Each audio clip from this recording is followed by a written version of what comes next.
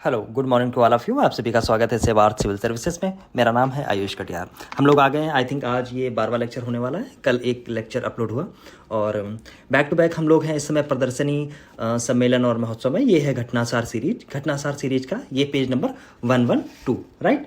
और इसके बाद में 5-6 लेक्चर लगेंगे और ये बुक पूरी तरीके से 6 महीने का करंट अफेयर तैयार हो जाएगा, ठीक है। और अभी तक आप लोगों ने जो सहयोग दिखाया है चैनल के लिए उसका मैं बहुत दिल से आभारी हूँ। बहुत मैं सारे कमेंट्स भी पढ़ता हूँ जब भी टाइम मिल जाता है। तो जो लोग बहुत अच्छे कमेंट्स कर रहे हैं, बहुत दिल से बहुत शुक्रिया। आपने चैनल पे बहुत सहयोग बनाए रखा और मेरी अपनी कोशिश थी कि मैं बेहतर चीज़ों को बेहतर तरीके से उपलब्ध करा पाऊँ, उसके लिए मेरा प्रयास जारी है। खैर, आज हम लोग हैं प्रदर्शनी सम्मेलन मेले और महोत्सव में। इंपॉर्टेंट टॉपिक है, छोटी छोटी चीज़ें हैं, इससे कई बार प्रश्न बने रहते हैं, पूछा जाता है। इसमें कई टॉपिक्स ऐसे होंगे जो हम लोग पहले से कवर कर चुके हैं, ठीक है। जैसे कि यहाँ पे जैसे देखिएगा, ये 50वां G7 का शिखर सम्मेलन ये कहाँ हुआ?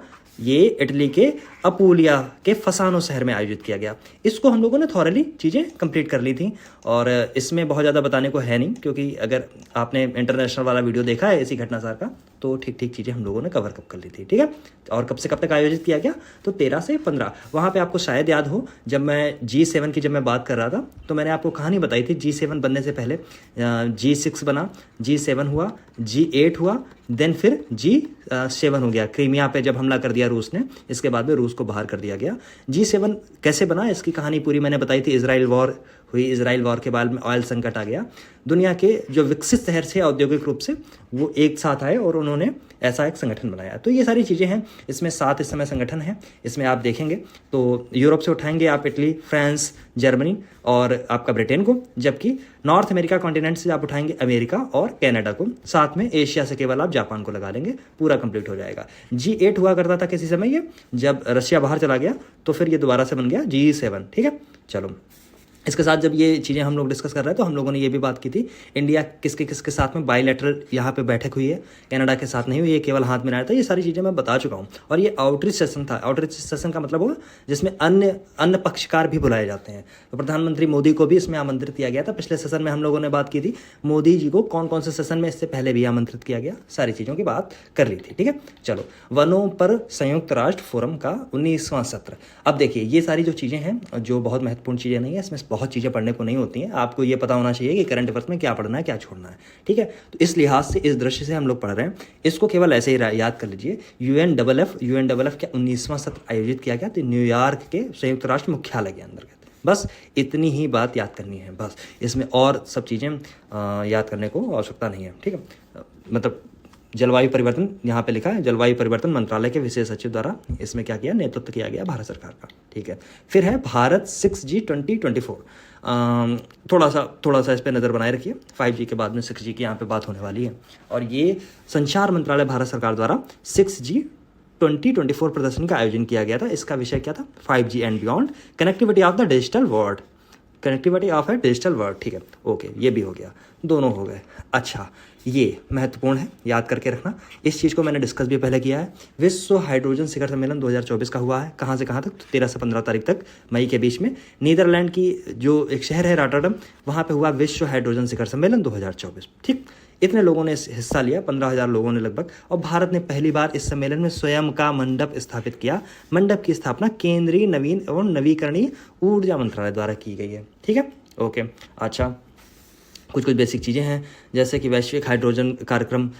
इसमें बड़े पैमाने पे विश्व के इस बड़े वैश्विक हरित हाइड्रोजन कार्यक्रम का उद्देश्य विश्व में हरित हाइड्रोजन प्रौद्योगिकी को बढ़ावा देना है। अच्छा, हरित हाइड्रोजन एक मैंने कई बार शायद आपको बताया भी है। हरित हाइड्रोजन क्या होती है? ग्रीन कलर इसका ग्रीन नहीं होता। हरित हाइड्रोजन का मतलब है जो हम हाइड्रोजन का निर्माण करेंगे, जो हम हाइड्रोजन बनाएंगे, या फिर वो H2O को डिवाइड करके बनाएंगे, या उसमें जो टेक्नोलॉजी यूज़ करेंगे, जो उसमें एनर्जी सोर्स यूज़ करेंगे, वो टोटली ग्रीन एनर्जी होनी चाहिए। कैसी एनर्जी? ग्रीन एनर्जी, ठीक है। तो इसीलिए इसका नाम हो जाता है ग्रीन हाइड्रोजन। क्या हो गया? ग्रीन हाइड्रोजन, ठीक है, ठीक। ओके, अब आगे आ जाते हैं। क्या है? अच्छा, एक मिशन है बहुत इंपॉर्टेंट, राष्ट्रीय हरित हाइड्रोजन मिशन। ये तो मैंने पिछले वर्ष भी पढ़ाया था। जनवरी 2023 में 19,000 समथिंग करोड़ रुपए के परिवर्तन से ये मिशन चालू किया गया था, ठीक है। अच्छा, एक चीज़ और, अभी टेलीग्राम पे मैंने एक टेम्पलेट से शेयर की थी यूपी गवर्नमेंट की। उसमें आपको पता चलेगा गन्ना, चीनी और ऐसे उत्पादन में उसमें आपकी ये भी है एथेनॉल। एथेनॉल उत्पादन में भी कौन आगे है?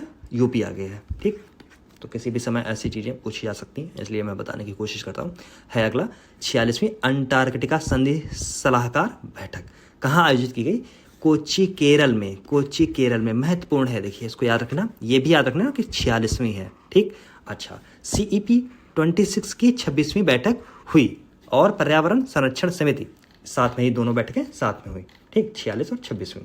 अच्छा, एक चीज़ है, जैसे इस बैठक की मेजबानी केंद्रीय जो पृथ्वी विज्ञान मंत्रालय के अधीन राष्ट्रीय ध्रुवीय एवं महासागर अनुसंधान केंद्र ने की। ATCM, मतलब ये जो बैठक हुई है, यहाँ पे मैंने फिर से स्क्रॉल में किए दे रहा हूँ, ये बैठक जिसमें ये लिखा गया है अंटार्कटिका संधि सलाहकार बैठक, इसी को ही ऊपर में यहाँ पे लिखा गया है ATCM के 26 संधि दलों ने हिस्सा लिया। इसमें केंद्रीय मंत्री हैं किरण रिजिजू साहब। अंटार्कटिका में भारत के नए अनुसंधान केंद्र मैत्री 2 की स्थापना की जाएगी। वेरी इंपॉर्टेंट, यहाँ पे नोट कर लेना। ये प्रश्न पूछा जा सकता है कि हो सकता है आपसे पूछा जाए भारत सरकार द्वारा या पृथ्वी विज्ञान मंत्रालय द्वारा या केंद्रीय मंत्री की एक ऐसी मतलब टिप्पणी द्वारा, जैसे भी आप सोचें, ऐसा एक प्रश्न आने की संभावना हो जाए कि अगला जो अंटार्कटिका के लिए जो अनुसंधान सेंटर है, जो रिसर्च सेंटर है, उसका अगला नाम क्या है? तो मैत्री 2 है। अच्छा, मैत्री 2 नाम क्यों है? क्योंकि आपने कई बार पढ़ा होगा, मैंने आपको बताया भी है, दक्षिण गंगोत्री 1983 के अंदर बनाया गया था। कहाँ पे? अंटार्कटिका में। देखिए ये पोल है, नॉर्थ पोल, साउथ पोल, तो ये साउथ पोल वाला एरिया है अंटार्कटिका। ठीक, ये है आर्कटिक। तो अंटार्कटिका में 83 में पहला रिसर्च सेंटर इंडिया का बना, और अब यहाँ पे भयंकर तूफान आया तो 40-50 मीटर तक तो ये तो जो बर्फ के नीचे दब गया, तो 88-87 तक ये खराब हो चुका था, टोटली अनफंक्शनल हो गया था, मतलब बेकार हो गया था, राइट। इसके बाद 88 में गवर्नमेंट ऑफ इंडिया नया डिसीजन लेती है और एक नया मैत्री नाम से 88 और 89 इसी के बीच में मैत्री लॉन्च करती है। ठीक है, दूसरी बात 2012 आ जाता है। 2012 के में एक और रिसर्च सेंटर लॉन्च किया जाता है 2012 में, उसका नाम होता है भारती। ठीक है, आपने ये सब नाम याद है आपको। तो मैत्री जो 88 के अंदर बना, मैत्री 1 उसका नाम हो गया। अब ये जो नया लॉन्च किया जाएगा मैत्री 2 उसका नाम होगा। ठीक है, अच्छा, एक चीज़, इसको चलाता कौन है? अच्छा हाँ, एक बहुत महत्वपूर्ण और बात, वहाँ पे आपको जान के हैरानी होगी, वहाँ पे एक भारत का सबसे सुदूर, जिसको बोलते हैं ना डाक मतलब क्या बोलते हैं उसको, डाक घर, वो भी यहीं पे, पोस्ट ऑफिस वो भी वहीं पे है। ठीक, कहाँ पे? इन्हीं मतलब सेंटर पे। ठीक, जिसको गोवा का जो डाक विभाग है उसके द्वारा वो ऑपरेट किया जाता है। ठीक है, और इसको ऑपरेट कौन करता है? वैसे अगर देखेंगे आप तो है NCPOR, मैं लिख देता हूँ NCPOR, बहुत रटने की आवश्यकता नहीं है, लेकिन जान लीजिए NCPOR है राष्ट्रीय ध्रुवीय एवं महासागर अनुसंधान केंद्र। ये इसको मैत्री और ये जो है इनको ऑपरेट करता है, भारतीय आरती को। ठीक है, अगला है हमारा 10वां विश्व जल मंच 2024। अच्छा, जल मंच 2024 हुआ कहाँ है? याद कर लेना इसको, बाली, इंडोनेशिया में। ठीक, एक बात, थीम क्या है? साझा समृद्धि के लिए जल। ठीक, अलग अलग आएगी, समृद्धि के लिए साझा जल, साझा समृद्धि के लिए जल, तो ऐसे कंफ्यूज करने का प्रयास करेगा, लेकिन आप टिके रहना साझा समृद्धि के लिए जल पे। ठीक है, ओके। अच्छा, इसमें जो इम्पोर्टेंस आपको ऐसे नजर आएगी क्योंकि यहाँ के जो प्रधानमंत्री थे उन्होंने ज़्यादा अपनी रुचि अपनी मतलब राष्ट्रपति जो थे उन्होंने अपनी ज़्यादा रुचि दिखाई। राष्ट्रपति बहुत वही हैं, जोको विडोडो साहब, यहाँ पे देखिए नाम लिखा हुआ, जोको विडोडो ने इस मंच का उद्घाटन भाषण में 50 करोड़ से छोटे किसान के 2050 तक सूखे की चपेट में आने का उल्लेख किया, जो दुनिया के 80% खाद्यान्न का योगदान देते हैं। मतलब 80% दुनिया का जो खाद्यान्न है उसमें जो है मतलब उसमें योगदान देते हैं 50 करोड़ ऐसे छोटे किसान। ठीक है, उनको भी राहत देने के लिए उन पे सब चीज़ों के लिए जोर थोड़ा सा दिया गया है। ठीक है, विषय इसके क्या थे? जल संरक्षण, ऑफकोर्स जल संरक्षण होगा, स्वच्छ जल होगा, स्वच्छता होगा, खाद्य एवं ऊर्जा सुरक्षा होगा, प्राकृतिक और आपदाओं का शमन। ठीक है, तो और इसमें क्या है, जैसे यूनाइटेड नेशंस के प्रतिनिधि शामिल थे, कई देश शामिल थे, बस। और ये थी महत्वपूर्ण जो चीज़ें हैं वो यहाँ पे देखिए लिखी हुई हैं। एक नंबर ये 10वां था, याद रख लेना 10वां था। दूसरी चीज़ बाली, इंडोनेशिया में कराया गया। फिर है ये वाली थीम, साझा समृद्धि के लिए जल। ठीक, ओके। जोको विडोडो जो वहाँ के राष्ट्रपति हैं, वहाँ ने उसको क्या किया, उसका उद्घाटन किया। ठीक है, और सब ये चीज़ें लिखी हैं, जैसे विश्व जल परिषद के अध्यक्ष लोइक फाउचान ने इतनी सब बातें की, ये सब चीज़ें ठीक है। अगर मोदी जी जाते और वो कुछ नई घोषणा करते तो इंपॉर्टेंट हो जाती, अन्यथा इंपॉर्टेंट नहीं है। चलो आगे बढ़ जाएंगे। 16वां है विश्व भविष्य ऊर्जा शिखर सम्मेलन। ऐसी जब चीज़ें आएँ तो केवल आप ये रटिए कहाँ हुआ, कौन सा था, कोई अगर विशेष थीम है तो ठीक, अगर इंडिया ने कुछ नया करके दिखाया है तो उसको रटे, नहीं तो आगे बढ़ जाए। तो कहाँ हुआ ये? अबू धाबी में। कौन सा है? 16वां। क्या है? विश्व भविष्य ऊर्जा शिखर सम्मेलन। ठीक, ऊर्जा शिखर सम्मेलन UAE के अबू धाबी में आयोजित किया गया। ठीक, चलो फिर दुनिया भर की बातें हैं, जैसे फ्यूचर एनर्जी और मसदर द्वारा आयोजित ये सब चीज़ें, ये सब महत्वपूर्ण नहीं है, आगे बढ़ जाइए। 5वां राष्ट्रीय युवा संसद महोत्सव महत्वपूर्ण है, याद कर लेना। कहाँ हुआ? नई दिल्ली में स्थित संसद के केंद्रीय कक्ष में युवा कार्यक्रम एवं खेल मंत्रालय द्वारा, एक सेकंड इधर कर लेता हूँ, भारत सरकार का 5वां राष्ट्रीय युवा संसद महोत्सव आयोजित किया गया। इसकी थीम देखिए यहाँ पे लिखी हुई है, युवा अभिव्यक्ति राष्ट्र के परिवर्तन के लिए जुड़ाव और सशक्तिकरण। ठीक है, इतनी बात समझ में आ गई। चलो अगला है विश्व व्यापार संगठन का मंत्री स्तरीय सम्मेलन, WTO का मंत्री स्तरीय सम्मेलन। WTO कैसे बना, ये सब कहानी मैं कई बार आपको बता चुका हूँ। ठीक है, और ये सब चीज़ें इन पे जाने की आवश्यकता और ज़्यादा है नहीं मुझे लग रहा। चलिए, 13वां मंत्री स्तरीय सम्मेलन था, 13वां था, ये याद रखना। देखिए जब कोई भी ऐसा सम्मेलन आप पढ़ें, सबसे पहले ये देख लेंगे कौन सा है। वार्षिक आयोजित किया जाता है कि 2 साल में होता है या 5 साल में होता है, कैसे भी हो जाता है, उसका इंटरवल आप याद रखेंगे। तीसरी बात है वो अगर उसकी कोई थीम थी तो वो याद करें, अगर महत्वपूर्ण है तो उसकी थीम याद करें, अदरवाइज कहाँ पे वो हुआ है वो महत्वपूर्ण हो जाता है। तो UAE के अबू धाबी में संपन्न हुआ, फरवरी की घटना है। ठीक है, ई-कॉमर्स, बाकी ये सब बातें हैं, व्यापार में ई-कॉमर्स की बात है, मत्स्य की है, सब्सिडी, खाद्य सुरक्षा है। ठीक है, और सेवाओं के व्यापार विनिवेश आज सबकी चर्चा वर्चा की जाएगी। इसको महत्वपूर्ण नहीं है, इसको रटने का प्रयास मत करें।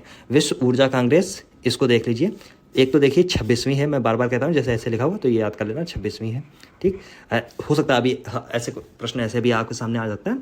विश्व ऊर्जा कांग्रेस 2024 का हाल ही में नीदरलैंड के रॉटरडैम में आयोजित की गई। ये कौन सी ऊर्जा कांग्रेस थी? 24वीं, 25वीं, 26वीं, 27वीं। ठीक है, और अगर आपने सब कुछ पढ़ लिया, आपके बार यही रख के गए थे रॉटरडैम, विश्व ऊर्जा कांग्रेस रॉटरडैम, विश्व ऊर्जा कांग्रेस रॉटरडैम, तो आता हुआ पढ़ा हुआ सब कुछ यहाँ से गलत करके आएंगे जरा सी एक नज़र से आपके। इसलिए मैं कह रहा हूँ नज़र आपकी निगाह सही रहनी चाहिए, जो महत्वपूर्ण है उस पर निगाह आपकी जानी चाहिए। तो 26वीं है, याद कर लेना इसको। कहाँ हुआ?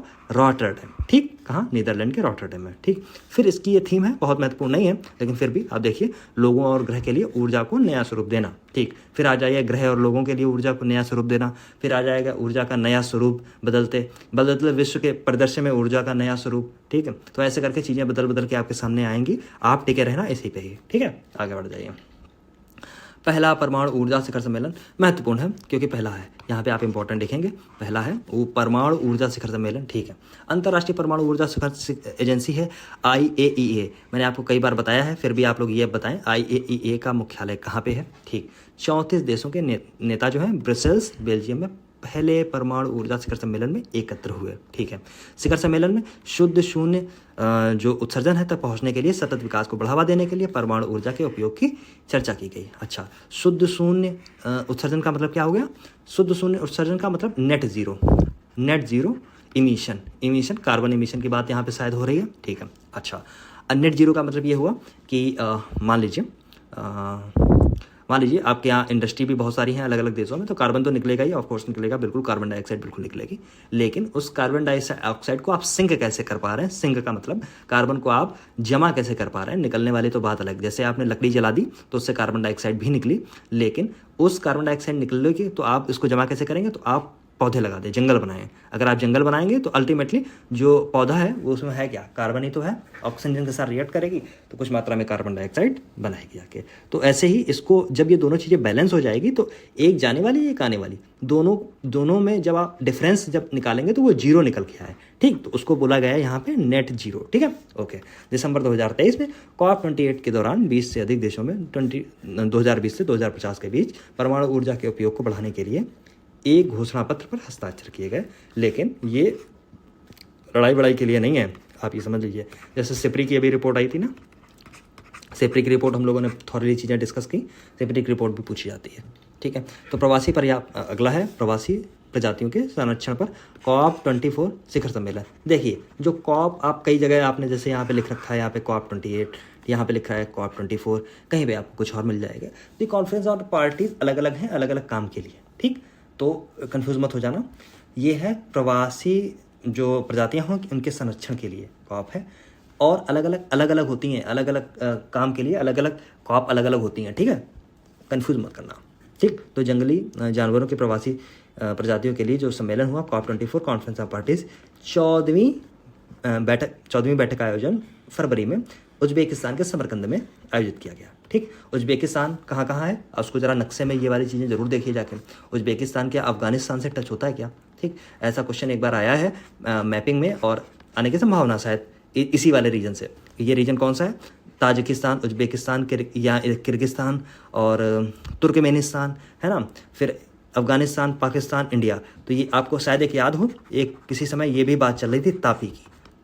तापी एक पाइपलाइन थी जो आने वाली थी, तुर्कमेनिस्तान, अफगानिस्तान, पाकिस्तान, इंडिया। तो अब एक क्वेश्चन जैसे कभी इस यूपीएससी ने शायद पूछा था, तो ये वाले रीजन से कहीं पे शायद आया था, यूपीएससी का सीएससी नहीं, कोई और पेपर था उसमें, लेकिन उसमें ये था, अब किसी को मान लीजिए नहीं भी अगर पता है, ठीक, कि अफगानिस्तान से तुर्कमेनिस्तान टच होता है या नहीं, तो लेकिन तो अगर उसने अगर ये तापी परियोजना पढ़ रखी होगी, ठीक है, तो आपको ये है, आप जो चीज़ पढ़ते हैं उसको कैसे काम में लेके आ सकते हैं, ये तरीका होता है। तो जैसे तापी अगर परियोजना आपने पढ़ रखी है, तो उसमें आपको पता होगा तुर्कमेनिस्तान पहले है, फिर पाकिस्तान है, तुर्कमेनिस्तान, अफगानिस्तान, पाकिस्तान, फिर इंडिया, ठीक। इससे आपको खुद ही ये पता चल जाएगा कि तुर्कमेनिस्तान अफगानिस्तान से टच होता है, ठीक। तो वहाँ पे अलग से आप मैपिंग बेनिफिशियल है, नो डाउट बेनिफिशियल है, लेकिन जिस चीज़ को आप पढ़ते हैं उस चीज़ को अगर आप कैसे यूटिलाइज करेंगे, केवल वहीं तक आप सोच पा रहे हैं, केवल उतना ही आपने रटा, हाँ, केवल आगे उस पर कभी 20 सेकंड 25 सेकंड बैठ के सोचा नहीं कि हाँ इससे और क्या क्या निकल सकती हैं चीज़ें, या सही मायने में केवल रटने का ही प्रयास किया, तो वो चीज़ें अलग थे। इसीलिए कई बार कुछ लोग कम भी पढ़ते हैं,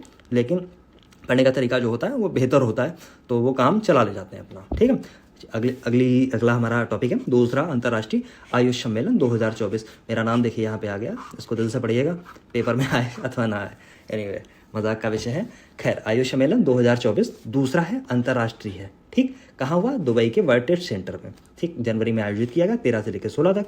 इसके बीच में दूसरा अंतर्राष्ट्रीय आयुष सम्मेलन आयोजित किया गया। इस सम्मेलन का मुख्य विषय था गैर संचारी जीर्ण रोग आयुष के माध्यम से रोकथाम और प्रबंधन, ठीक। गैर संचारी जीर्ण रोग, और मतलब जो फैलते नहीं है एक दूसरे से, ऐसे जीर्ण रोग, उनका आयुष के माध्यम से रोकथाम और प्रबंधन, ठीक है। चलो,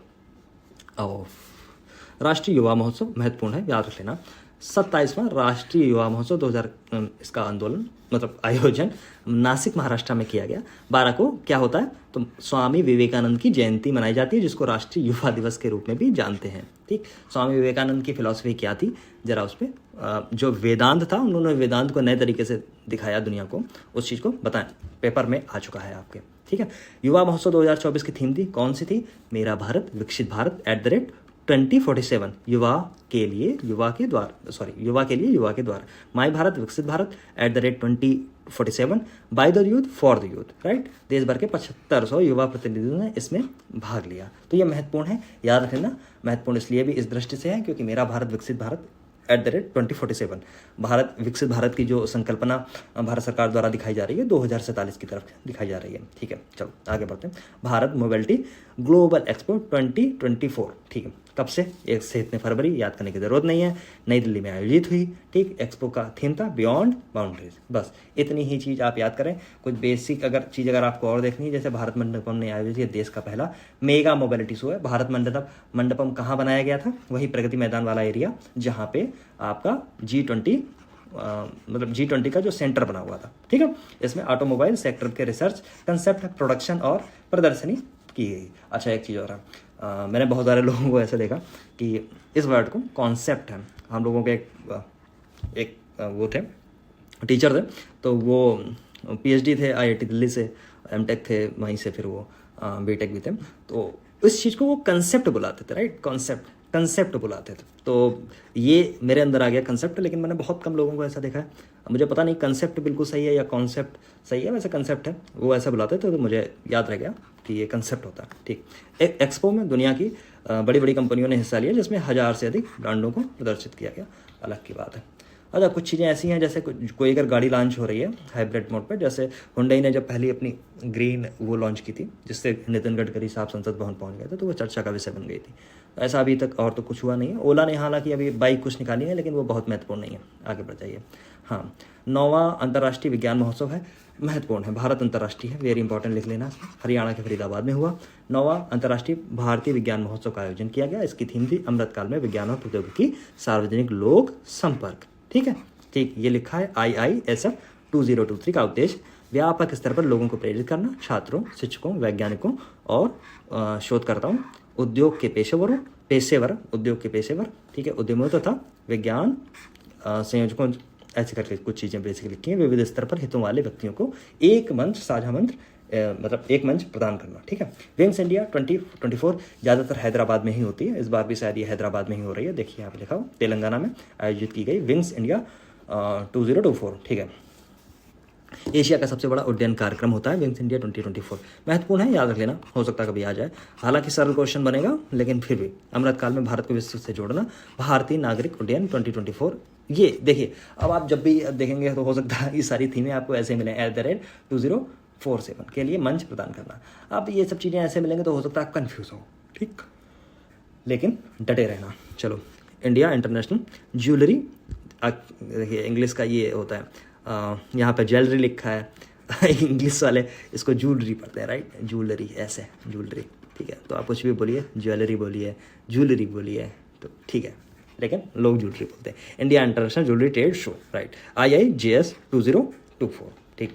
कुछ नहीं इसमें पढ़ना है, दिमाग मत लगाइए। ज्वेलरी से अगर मतलब इन सब चीज़ों से अगर आयोग प्रश्न बनाने लगेगा तो आपका जो काम है, जिसके लिए आप बनाए जाएंगे, SDM बनेंगे, आप डिप्टी SP बनेंगे, आप बहुत अलग है, IRTS बन सकते हैं आप, समझे, बहुत सारे पद हैं, कहीं पे भी आप बनेंगे, तो ये सब काम आपका नहीं होगा। मुंबई में आयोजित किया गया, इतना बस याद कर लेना। चलो, संस्करण याद रख लेना कौन सा है, बस। कॉमनवेल्थ लीग एजुकेशन एसोसिएशन, जिसको बोलते हैं clay, Commonwealth attorney solicitor general 2024, ठीक। आयोजन कहाँ हुआ? नई दिल्ली में। महत्वपूर्ण है, याद रख लेना, नई दिल्ली में। सम्मेलन का उद्घाटन 3 फरवरी को प्रधानमंत्री मोदी ने और समापन 4 फरवरी को राष्ट्रपति महामहिम द्रौपदी मुर्मू जी ने किया, ठीक है। CLEA, कॉमनवेल्थ अटॉर्नी और सॉलिसिटर जनरल 2024, ठीक है। इसका मुख्य जो विषय था, न्याय दिलाने में सीमा पार चुनौतियाँ। अच्छा, कानून से मुझे याद आ गया, अभी खलील सैम नरीमन साहब जो थे वो नहीं रहे दुखद रूप से। बहुत बड़े बड़े कानूनविद थे, बहुत जानकार लोगों, भारत के कानूनविदों के जानकार लोगों में उनका नाम सबसे ऊपर था, मतलब ठीक ठाक ऊपर था, ठीक है, ठीक। इस सम्मेलन का उद्देश्य कानूनी शिक्षा, अंतर्राष्ट्रीय और ये सब चीज़ें ऐसी लिखी गई हैं। खैर, फिर है महत्वपूर्ण है जलवायु सम्मेलन 2024। अच्छा, है क्या क्या, जैसे मैं आपको बता रहा हूँ, ये सब चीज़ें हो सकता है आप कंफ्यूज करें, राइट, लेकिन इसका इन सब चीज़ों का बस एक ही हल होता है कि आप लगातार बार बार देखिए, और पहली बार में सब कुछ रखने का कोई प्रयास न करिए। जब आप पढ़ें इन सब चीज़ों को तो पहला आधार ये हो कि पहले आपने केवल ये पढ़ी है, जलवायु शिखर सम्मेलन 2024 कहाँ आयोजित हुआ? मुंबई। अब इसमें क्या हुआ मत पढ़िएगा, आप कंफ्यूज हो जाएंगे क्योंकि 40 चीज़ें आएंगी। फिर आप देखिए अगला, वर्ल्ड गवर्नमेंट समिट कहाँ आयोजित हुई? दुबई में, ठीक। कौन सी थी, कहाँ आयोजित हुई, ऐसे सब आप पढ़ जाइए। फिर दोबारा भी मतलब अगले दिन सुबह उठिए, फिर से ये देख लीजिए। फिर जब तीसरी बार आप पढ़िए तो ये सब अंदर की जो सेकेंडरी इन्फॉर्मेशन है उसको भी आप पकड़ने की कोशिश कीजिए, तो ये बेहतर तरीका रहेगा। नहीं तो क्या होगा, जलवायु शिखर सम्मेलन के बारे में ये सब गाथा लिखी है, इसको आप रटने का प्रयास करेंगे, पढ़ने का प्रयास करेंगे, सारी थीम आप रटने के प्रयास करेंगे, और एक साथ 20 टॉपिक उठाएंगे, 20 टॉपिक की 20 थीम आप देखेंगे और हो जाएंगे आप कन्फ्यूज। ऐसी गलती मत करें, एक ऑर्डर बना लें, उसी ऑर्डर से जब आप बढ़ेंगे सिस्टमेटिकली सब चीज़ें आपको याद हो जाएंगी, परेशान होने वाली बात नहीं है। और कब तक याद रखनी है? जिस दिन आपका पेपर होना, उसके बाद भूल जाओ, कोई ज़रूरत नहीं है, ठीक। तो ये है जलवायु सम्मेलन। मुंबई में केंद्रीय पर्यावरण जल और जो जलवायु परिवर्तन मंत्रालय द्वारा जलवायु सम्मेलन 2024 का आयोजन किया गया।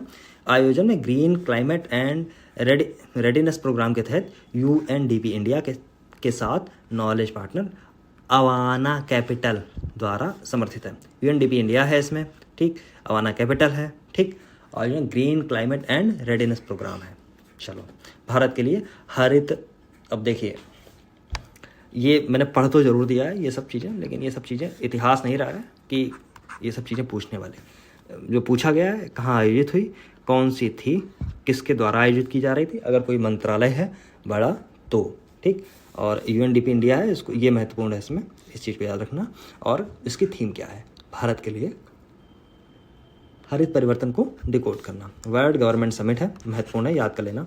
वर्ल्ड गवर्नमेंट समिट दुबई में आयोजित की गई। कहाँ? दुबई में। जब कहीं काम नहीं चलता है तो व्यक्ति भाग जाता है दुबई, ठीक है, राइट। अब तो ख़त्म होने वाला है। ओके, कब से हुई है? 12 से 14 फरवरी के बीच में। 25 से अधिक देश आए। भारत के साथ में तुर्की, जो पहले टर्की हुआ करता था, कतर को गेस्ट कंट्री के रूप में आमंत्रित किया गया था, एज ए गेस्ट बुलाया गया, एज ए गेस्ट इंडिया को बुलाया गया था। प्रधानमंत्री मोदी ने इसमें हिस्सा लिया भारत में। इसकी नीति थी भविष्य की सरकारों को आकार देना, शेपिंग फ्यूचर गवर्नमेंट्स। ठीक है, ओके, तो ये कहाँ तक हो गया। अगला है, इसको भी हम लोग शायद कर ही लें, लेट्स सी, देखें कितना कितना है ये। 1 पेज 2 पेज, ज़्यादा बड़ा है क्या? नहीं, इसको कर सकते हैं, बिल्कुल कर सकते हैं अभी, राइट। अगला है, इसको निपटा ही लेते हैं। ये साइंस एंड टेक्नोलॉजी में हम लोग आ गए, इसको भी हम लोग कवर करें। देखिए, इसमें भी जो महत्वपूर्ण चीज़ें होंगी उसको प्रॉपर तरीके से डिस्कस करेंगे, अदरवाइज हम लोग आगे मूव कर जाएंगे, क्योंकि ये ऐसे टॉपिक होती हैं, इनमें अगर समझाने में बैठूंगा तो एक टॉपिक जैसे इसको अगर मान लीजिए मैं ठीक से अगर मैं उसको बताने लगूँ CLEA क्या होता है, फिर मैं फिर मैं आर्टिकल इसके बताने लगूँ, ये सब चीज़ें, तो ये टॉपिक बहुत लंबे हो जाएंगे और ये अति महत्वपूर्ण नहीं होते। अति महत्वपूर्ण वो होते हैं जो उसमें दिए गए हैं, जो बड़े बड़े टॉपिक जो रहे जिनको मैं डिस्कस करता हूँ। इन टॉपिक में जहाँ डिस्कस करने की आवश्यकता होगी डिस्कस करेंगे, अन्यथा आगे बढ़ जाएंगे। ठीक है, तो ये है विज्ञान प्रौद्योगिकी। इसमें हमारा पहला टॉपिक है ITI बॉम्बे और TCS भारत का पहला क्वांटम डायमंड माइक्रोचिप बनाएंगे। अब देखिए दिमाग में आए ये ITI क्यों है, IIT होना चाहिए ना, IIT बॉम्बे और भारतीय प्रौद्योगिकी संस्थान। हाँ देखो, ये चीज़ें आपके दिमाग में भी आनी चाहिए पढ़ते वक्त। जैसे भारतीय प्रौद्योगिकी संस्थान, जब आप देखेंगे TCS भारत के साथ में ITI बॉम्बे करके क्या करेगा। ITI और IIT में बहुत अंतर है, केवल एक इधर उधर होने से मतलब नहीं है, अंतर है, बड़ा अंतर है। इसलिए मैं कह रहा हूँ ये बेसिक चीज़ें हैं, समझ में आनी चाहिए। तो ITI बॉम्बे मतलब IIT बॉम्बे और TCS भारत का पहला क्वांटम डायमंड माइक्रोचिप बनाएंगे, दोनों मिलके। ओके, और इसमें कुछ और है, कुछ महत्वपूर्ण है क्या, और कुछ महत्वपूर्ण पढ़ने वाली चीज़ है? सेमीकंडक्टर क्या होता है, ये सब बताने की आवश्यकता है क्या? नहीं है। IIT बॉम्बे क्या है, बताने की आवश्यकता है क्या? नहीं। सेमीकंडक्टर पर दुनिया में कौन राज कर रहा है इस समय, आपको बताने की आवश्यकता है? नहीं है। चाइना, और कौन सा है उसका पड़ोसी जिस पे हमला करने वाला है किसी भी समय, वही। ठीक है, तो ये सारी चीज़ें, इनको सब और बताने की आवश्यकता है नहीं। बाकी मैं सेमीकंडक्टर बताइए तो बता देता हूँ, सेमीकंडक्टर क्या होते हैं। ठीक है, सेमीकंडक्टर में क्या होता है, जैसे ऐसे ये एक अर्धचालक होते हैं, जिसको सेमीकंडक्टर, जैसे इसको हिंदी में अर्धचालक बोलेंगे। एक तरफ होल्स होंगे, ठीक है, एक तरफ इलेक्ट्रॉन्स होंगे। ठीक, तो इसमें जब करंट ऐसे डाली जाएगी तो इलेक्ट्रॉन जो होंगे ये होल्स की तरफ ऐसे भागना स्टार्ट करेंगे और करंट इधर से इधर भागना चालू कर देगी। तो ये मैंने मजाक के विषय में था तो मैं बता रहा हूँ, पढ़ने की ज़रूरत नहीं है। चलो आगे बढ़ जाइए। है अगले, देखो, भारत की पहली स्वदेशी क्या है, CAR-T सेल थेरेपी का शुभारंभ किया गया। भारत की पहली स्वदेशी CAR-T सेल थेरेपी का शुभारंभ किया गया। किसने किया? द्रौपदी मुर्मू ने। इस पर महत्वपूर्ण लगा लीजिए, महत्वपूर्ण घटनाएं आपको ऐसे ही पता चल जाएगी कि कितनी महत्वपूर्ण है। भारत की राष्ट्रपति हैं, इसका कर रही हैं। और ये देखिए, कैंसर के इलाज के लिए भारत की पहली स्वदेशी रूप से विकसित जीन थेरेपी CAR-T सेल का शुभारंभ किया गया। ठीक, महत्वपूर्ण है इसलिए ठीक से पढ़िए। ठीक, भारत की पहली स्वदेशी रूप से विकसित जीन थेरेपी CAR-T, CAR अलग है, टी सेल अलग होता है। टी सेल का शुभारंभ किया गया, इसे भारतीय प्रौद्योगिकी संस्थान बॉम्बे और टाटा मेमोरियल अस्पताल के समन्वय से विकसित किया गया। अच्छा, IIT बॉम्बे ने कैंसर के उपचार के लिए स्थापित की गई इस थेरेपी दुनिया की सबसे सस्ती CAR-T सेल थेरेपी है। CAR-T की फुल फॉर्म क्या होती है, यहाँ पे देखिए लिखी हुई है, क्या है, chimeric antigen receptor T cell therapy. ठीक से पढ़िए फिर से, chimeric antigen receptor T cell therapy. ठीक, यह एक प्रकार की कैंसर इम्यूनोथेरेपी है जो कैंसर कोशिकाओं का पता लगाने और उन्हें नष्ट करने के लिए क्षमता बढ़ाने के लिए रोगी की स्वयं की टी कोशिकाओं का उपयोग करती है, जिन्हें प्रयोगशाला में आनुवंशिकी रूप से संशोधित किया जाता है। ठीक है, ओके, इसमें और कुछ जानने की आवश्यकता है क्या? चलो, और कुछ तो ऐसा लग नहीं रहा मुझे। फिर है टोक्यो विश्वविद्यालय ने चिली में दुनिया की सबसे ऊंची वेधशाला का उद्घाटन किया। इंपॉर्टेंट लिख लीजिए, ऐसी चीज़ें आपसे कई बार पूछी जाती हैं, याद कर लेना। टोक्यो विश्वविद्यालय ने चिली में दुनिया की सबसे पहली ऊंची वेधशाला का स्थापन किया। चिली वही देश है जो ऐसा चिली के तरीके से ही बना हुआ है, ऐसे चिली के तरीके से है। यहाँ पे आपको अर्जेंटीना और उरुग्वे ऐसे आपको देखने को मिल जाएंगे। ठीक है, तो ये है चिली, ये कहाँ पे है, साउथ अमेरिका में। ठीक है, तो यहीं पे आपको और भी मतलब पर्वत श्रेणी भी आपको ऐसी मिलेगी। तो ये सब चीज़ें यहीं पे टोक्यो विश्वविद्यालय ने ऐसा बनाया वेधशाला। ठीक है, ATO का उद्घाटन किया है अटाकामा वेधशाला। ठीक, जो दुनिया की सबसे ऊंची वेधशाला होने का गिनीज वर्ल्ड रिकॉर्ड से सम्मानित की गई है। ठीक, और आपको पता है अटाकामा जो रेगिस्तान है, अटाकामा का जो मरुस्थल है, दुनिया का सबसे सूखा मतलब सबसे ज़्यादा ड्राई मरुस्थल में से माना जाता है। में एंटोफगास्टा क्षेत्र में सेरो, क्या लिखा है, चार्ज, एक मिनट आराम से पढ़ता हूँ, चार्ज नंतोर, सेरो चार्ज नंतोर, राइट, के शिखर पर समुद्र तल से इतने मीटर, 5640 मीटर, ये सब रटने की आवश्यकता नहीं है, लेकिन एक बात देख लीजिए, 5640 मीटर ऊंचाई पर स्थित एटीओ मानव प्रतिभा और दृढ़ संकल्प के प्रमाण के लिए ऐसी चीज़ें की गई हैं। ठीक, आगे है IAO के केंद्र, इतने मीटर।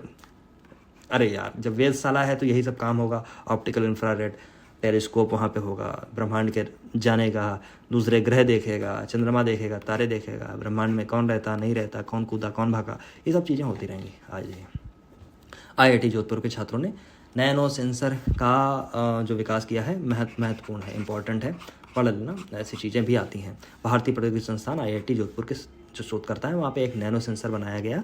इसमें नैनो सेंसर में हमारे शरीर की विभिन्न कोशिकाओं को नियंत्रित करने वाले प्रोटीन के एक समूह को साइटोकाइन्स द्वारा त्वरित पता लगा सकेगा। ठीक है, ओके, कहाँ गया, ठीक है। अच्छा, साइटोकाइन सूजन का एक बायोमार्कर है जिसका उपयोग बीमारियों, निदान और उसकी प्रगति की निगरानी के लिए किया जाता है। ठीक है, साइटोकाइन्स ऊतक क्षति की मरम्मत, कैंसर के विकास का पता लगाने, प्रतिरक्षा प्रतिक्रियाओं को मजबूत करने के लिए महत्वपूर्ण भूमिका अदा कर रहे हैं। यह तकनीक सेमीकंडक्टर प्रौद्योगिकी पर आधारित है जो सरफेस एनहांस्ड, क्या लिखा है, रमन स्कैटरिंग SCRS सिद्धांत पर काम करती है। ये क्या है सिद्धांत, मुझे भी नहीं पता है, आप केवल पढ़ लीजिए, बाकी IIT जोधपुर आप याद रखेंगे। ठीक है, तो और इन सब चीज़ों में क्या क्या यूज़ होता है, ये थोड़ा सा बेसिक आपको जानकारी होनी चाहिए। ठीक है, बस। दुनिया का पहला 100% बायोडिग्रेडेबल पेन, ओके, 100% बायोडिग्रेडेबल एक पेन है दुनिया का सबसे पहला, जो दुनिया मतलब पेन मोस्टली आपने देखे होंगे या फिर मेटल के बने होते हैं, या अगर मेटल का नहीं होंगे तो वो आपके प्लास्टिक के बने होंगे most of the time.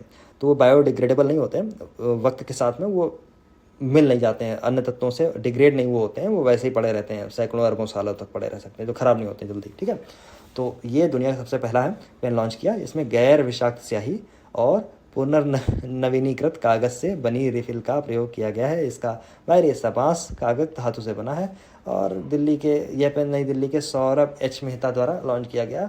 Bio की व्यवसायी लॉन्च किया था, पर्यावरण अनुकूल स्टेशनरी बेचता है। कोई महत्वपूर्ण तो नहीं है बहुत ज़्यादा, ये सब चीज़ें जानने के लिए बेहतर है।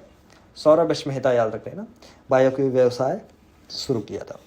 ठीक है, अगला टॉपिक है कॉम्पैक्ट इन्वर्टर का IIT पटना पेटेंट मिल गया। ये चीज़ें मैं पहले भी कवर करा चुका हूँ। कॉम्पैक्ट इन्वर्टर IIT पटना में बनाया और सबसे हल्का इन्वर्टर था, पेटेंट मिल गया, जिसे स्टार्टअप योजना पोर्टेबल पावर टेक्नोलॉजी के तहत विकसित किया गया है।